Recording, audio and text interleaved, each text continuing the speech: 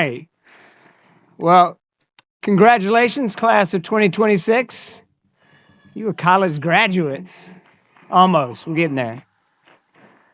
You look so distinguished in your regalia. Actually, I mean, you look as good as you can look in a choir robe and a bingo card on your head. But Dr. Ross, he had to say you look good. So I look like I fell into the Grim Reaper's closet, don't I? I could fit a couple more people in here with me. That's for sure. And now don't even get me started with the tassel. Looking through it, getting it out of my mouth. You got to admit, though, the cap and gown of graduation is kind of like the bridesmaid dress of weddings. You're probably never going to wear it again, and you're cool with that, right? But it's not about the outfit, it's about the accomplishments. You're college graduates. And inevitably, some of you will receive a gift, the book written by Robert Fulghum, All I Really Need to Know I Learned in Kindergarten, which is sure to make you feel real good about that 9% interest rate on your student loans, right? Thanks, Uncle George. Appreciate the reminder. Kindergarten isn't even required in Missouri. Isn't that a kick in the pants right there? But the diploma you receive today is not just about knowledge gained, but also life lived. It's another chapter in your story. It's about the friendships made, the work ethic developed, faith deepened, the ability to problem solve, work with others, and accomplish the goals that are set. And while kindergarten taught me never to ask for more milk because they just take your carton and fill it up with water and you get that nasty, worse than skim milk concoction, there's a lot of life that I learned in the days, months, and years that follow, and I'd like to share some of that with you. Number one, don't trade your common sense for intelligence. My family just went on a trip to New York, and our friends lived on the Jersey side. And they had this beautiful view just right across the Hudson of the city. But they began to tell us that the island of Manhattan is sinking, and they're drastically trying to build it back up while they're still building more skyscrapers on the island. That's Tower of Babel stuff right there. Keep your common sense. Don't let perfect be the enemy of good. You heard of the 60-40 rule?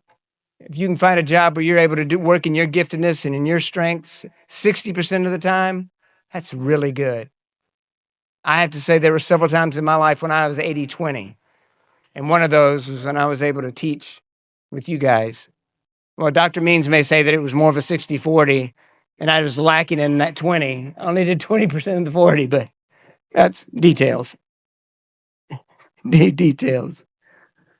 Don't let a job prevent you from pursuing your passion. When your passion intersects with a need of the world, that's calling. You want to follow that. That's where 80-20 is waiting for you. Use your powers for good. How can you do what you do best in a way that feeds a need in the world? Number 5, you don't have any special powers. How about that? You know, when I was diagnosed in 2021 of Parkinson's disease, the doctor, it was during COVID time, so everyone was wearing masks. And he said, do you have a picture ID? And I said, you mean like a driver's license? He said, yeah. Now pull down your mask. And I pulled it down. He said, you've got Parkinson's. I said, how do you know that? He said, you've got the face. It's drawn. It's expressionless. And isn't it interesting that 2 of the things I relied on most when I was at Fox 2 to do my job was high energy, I was suffering from fatigue, and facial expressions. And it just made me think, you know what? Those were never my gifts. They were on loan from God. They were his gifts that he shared with me.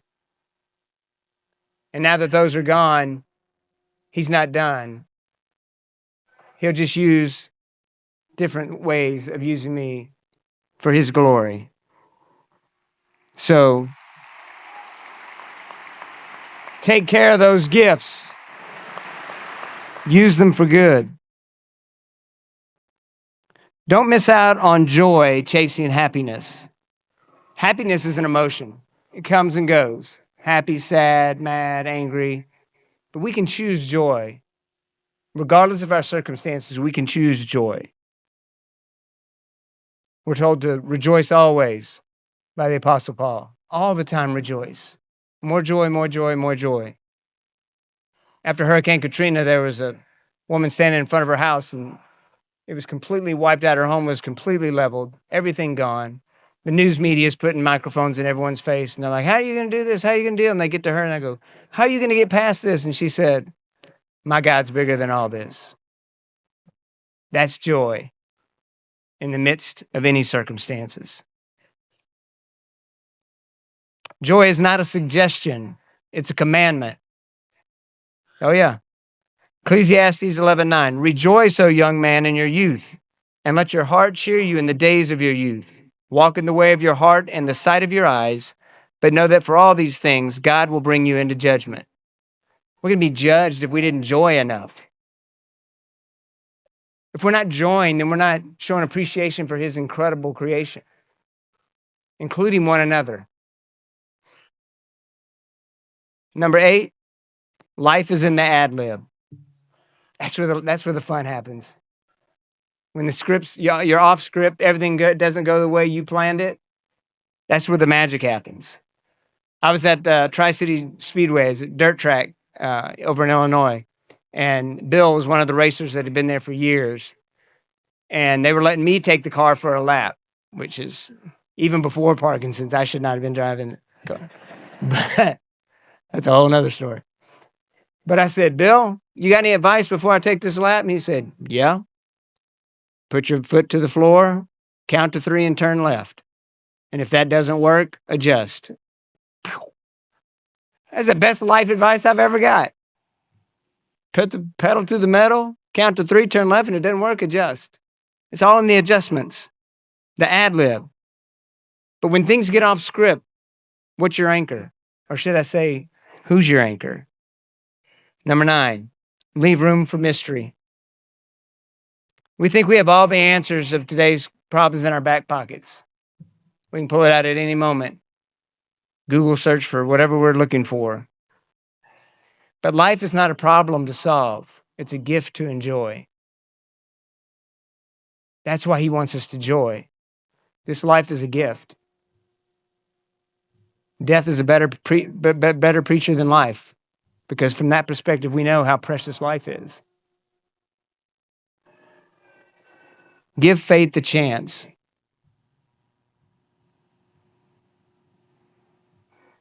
Number 10, and lastly, Jesus wins. In fact, he already has.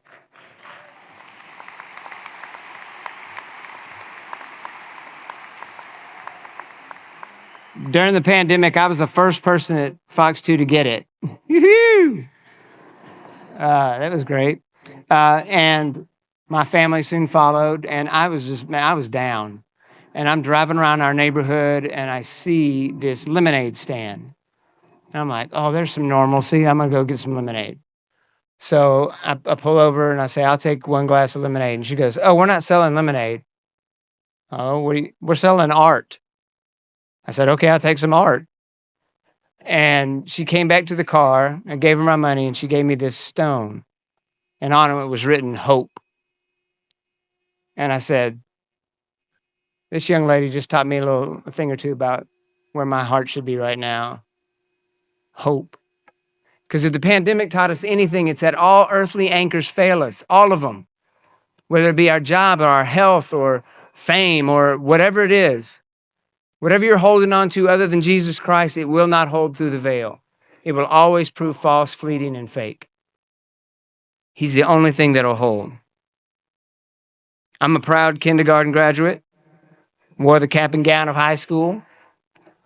I earned a degree in broadcast journalism at LSU, go Tigers, and a Master of Divinity at Covenant Seminary.